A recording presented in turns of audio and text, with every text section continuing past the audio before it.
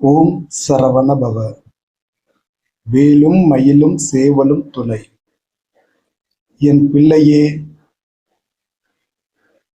ஒரு பிரச்சனையை பேசி பேசி பெரிதாக்குபவர்கள் அதனால்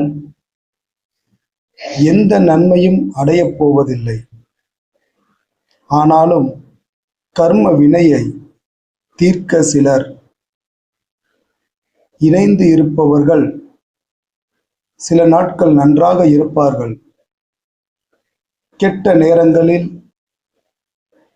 மீண்டும் தவறாக இயங்குவார்கள். அப்படிப்பட்ட வாழ்க்கையில் பல பிள்ளைகள் சிக்கி இருக்கிறீர்கள். ஒவ்வொரு அவமானமும் கர்ம வினையின் முடிவே. யாராலும் முன் ஜென்ம கர்ம வினையை ஒரேடியாக தீர்க்க முடியாது. வாழ்வின் நடுவே ஒவ்வொரு வினையை தீர்க்க வாய்ப்பு வரும்.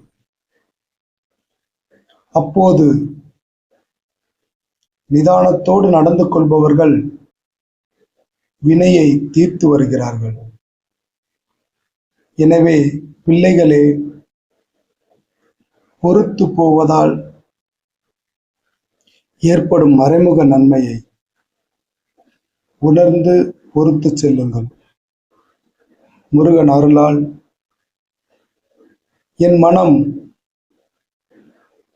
பொறுமையை கற்றுக்கொண்டு வினையை சுமூகமாக தீர்த்து வருகிறது என்று பதிவிடு.